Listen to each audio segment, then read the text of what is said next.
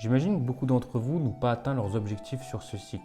Parce que oui, la réalité c'est que ce cycle a été particulièrement éprouvant, difficile et particulier. Pour tout vous dire, moi non plus. Pourtant, c'était déjà mon deuxième bull run et j'ai déjà près de 7 ans d'expérience. Et si même avec 7 ans d'expérience on peut se faire piéger, je pense que le prochain cycle ne va pas nous faire de cadeaux. Donc aujourd'hui, je vais vous partager 10 règles concrètes pour maximiser vos chances de réussir votre prochain bull run. Mais surtout, restez jusqu'au bout, parce que les plus gros risques du prochain cycle, ce n'est pas les crashs, ce n'est pas d'avoir le mauvais altcoin, c'est un point dont personne ne parle.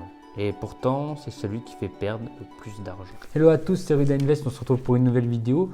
Si vous ne me connaissez pas, ici on parle de crypto, d'investissement, d'entrepreneuriat et d'argent dans sa globalité. Alors ici, on ne promet pas le million en un mois, mais plutôt une construction de patrimoine progressive et réaliste qui nous permettra à tous de devenir libres financièrement. Si ce type de sujet vous intéresse, n'hésitez pas à vous abonner, ça me fait extrêmement plaisir. Et nous, on est parti pour la vidéo.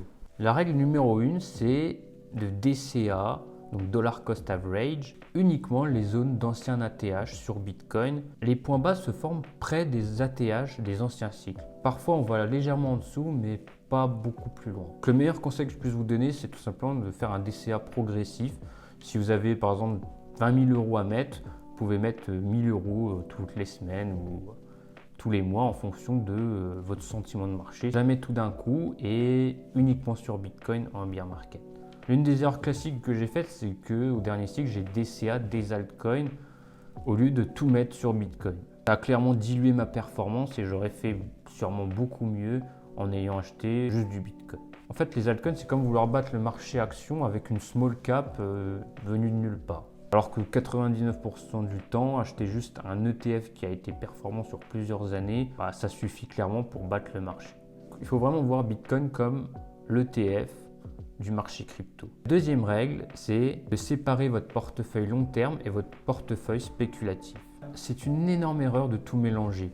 Pour moi, vous devez clairement avoir un wallet long terme sur lequel vous avez par exemple le Bitcoin que vous allez conserver sur des dizaines d'années. Et en wallet spéculatif, vous allez essayer de faire des rotations, vous allez jouer les opportunités, les narratifs, etc.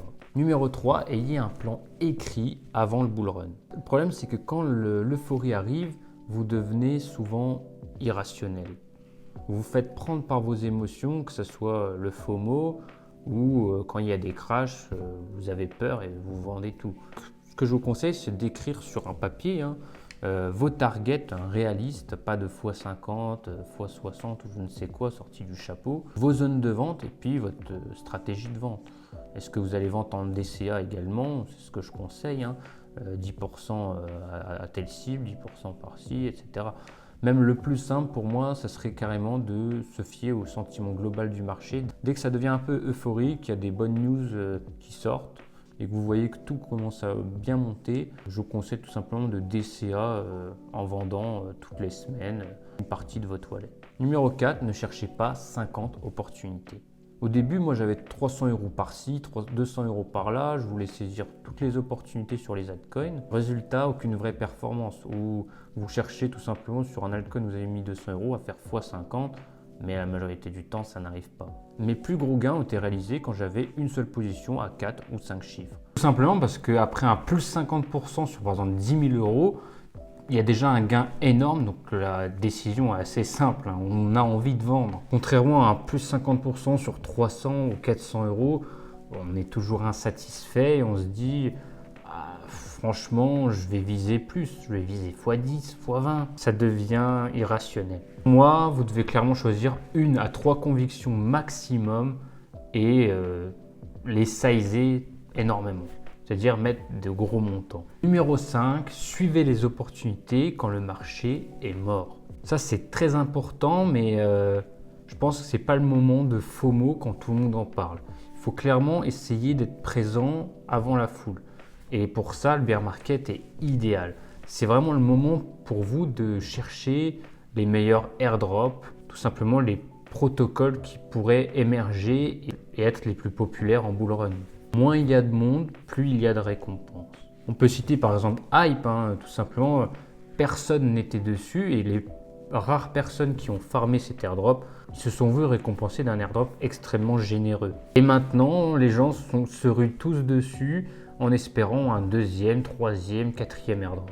Les meilleures opportunités ne naissent jamais dans l'euphorie. Numéro 6, prenez du risque seulement si la macro le permet. On l'a compris avec ce cycle, la liquidité, elle dirige tout. Et ce n'est pas une question de cycle crypto, c'est une question de liquidité mondiale et de taux bas. En réalité, les 2 derniers cycles, les altcoins ont performé parce que les taux étaient extrêmement bas. Et sur ce cycle, malheureusement, c'était un des seuls cycles où ça a été différent. Pour moi, vous devez clairement surveiller le CME Watch Tool qui permet de voir la probabilité de baisse de taux en temps réel. Ainsi, vous saurez si c'est potentiellement bientôt l'heure de prendre un peu plus de risques sur certains altcoins. Ce que vous devez retenir, c'est que si la macro est contre vous, le marché le sera aussi. Numéro 7, le point le plus important dont personne ne parle et dont je vous ai déjà fait un petit teasing en intro. Ce point-là, il fait perdre plus d'argent que n'importe quel crash ou n'importe quel altcoin. Ce n'est pas un mauvais token, ce n'est pas un mauvais timing, c'est la sécurité. Les hacks, les phishing, les siphonnages de wallet, les faillites d'exchange, les cambriolages ou même les kidnappings et les erreurs humaines. Il y a énormément de gens qui ont fait x10 et qui ont tout perdu en une nuit. Ce sujet, il est massivement sous-estimé. C'est pour ça que les millionnaires crypto, ils prévoient tout.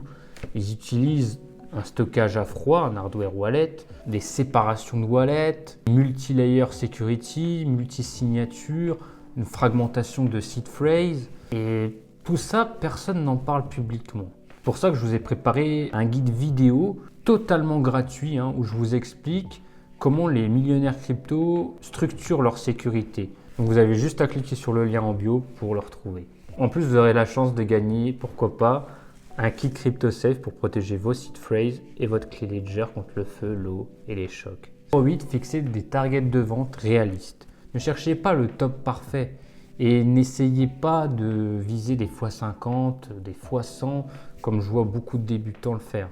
Procédez de manière simple, tout simplement, vendez quand l'euphorie est haute et à son paroxysme. Vous pouvez surveiller par exemple l'indicateur, le Fear and Greed Index. Ou tout simplement certains signes, par exemple si les médias parlent de crypto, disent le Bitcoin est monté à temps, a battu un record historique. Quand vos proches ou votre boulanger, une personne lambda vous parle de crypto et se demande si c'est le moment d'en acheter. C'est des indicateurs extrêmement simples, mais très souvent, c'est ceux qui marchent le mieux. Même si vous pensez que ça ira plus haut, prenez au moins une partie de profit, je vous jure que ça fait extrêmement du bien. Faites comme si vous avez travaillé pour quelqu'un et que vous devez être payé. Si vous ne prenez pas de profit, vous avez travaillé gratuitement. Achetez la peur et vendez l'euphorie. Comme le disait un grand investisseur, vous connaissez sûrement Warren Buffett, pour surperformer les marchés, il faut tout simplement acheter quand les autres ont peur et vendre quand les autres sont avides. Donc il faut acheter tout simplement quand sur les réseaux sociaux, tout le monde est négatif, voit de plus en plus bas sur les targets. Sur YouTube, on voit souvent des vidéos crash imminent, où la fin arrive pour Bitcoin. Les mauvaises news s'accumulent, par exemple, vous pouvez voir des reportages sur le Bitcoin vers un crash historique, ou des choses comme ça. Il y en a eu des dizaines dans l'histoire et pourtant il fait des records historiques sur records historiques parce que l'argent il se fait dans l'inconfort. Règle numéro 9, ne tombez pas amoureux d'un projet. Il y a beaucoup de gens qui gardent un token juste parce qu'ils y croient. J'ai été le premier concerné quand j'ai été débutant, mais ce que j'ai compris au fil du temps, c'est que le marché crypto il est impitoyable. Le narratif peut très bien être terminé, la liquidité pas suffisamment présente pour que votre projet en profite, ou tout simplement la team a abandonné le projet et donc le token est mort. Donc si vous voulez gagner de l'argent sur ce marché, il faut vraiment que vous preniez soin de vos liquidités et que vous choisissez les projets avec parcimonie et pas les éparpiller n'importe où. La dernière règle, la règle numéro 10, c'est que le marché récompense toujours la patience. Et oui, il y a beaucoup de gens qui tradent beaucoup trop en fait. Ils essayent toujours d'être actifs sur le marché, sauf que ce qu'ils ne comprennent pas, c'est qu'il y a des phases où il faut être actif, où il faut profiter de la hausse. Et parfois, le meilleur à faire, c'est de ne rien faire et de patienter. Bien souvent, pour battre la majorité des traders, Il suffit tout simplement d'acheter tôt lorsque le marché est dans une phase de peur, attendre et vendre progressivement au fil de la hausse. Ça bat 99% des traders actifs. Parce qu'à vouloir trop faire des rotations, à vouloir gagner de l'argent tout le temps, en général, on se brûle les ailes et on finit par plus perdre notre capital et donc ne plus en avoir assez pour le moment opportun lorsque le marché remonte. Donc avec ce point, il y a une autre astuce que je pourrais vous donner, c'est de toujours garder de la liquidité et des stablecoins de côté pour saisir toutes les opportunités et pas se sentir sur le côté, sur la touche. Vous l'aurez compris, le prochain cycle peut changer votre trajectoire financière. Les cycles sont de plus en plus durs au fil des années. C'est pour ça que vous devez être prêt avant qu'ils commencent, parce que ceux qui improvisent pendant le bull run finissent toujours par redonner au marché. Si cette vidéo vous a aidé, n'hésitez pas à vous abonner. On parle de crypto, d'investissement et d'argent dans sa globalité. Et surtout, ne négligez pas le point sécurité, parce qu'un bon investissement mal protégé reste le pire investissement possible.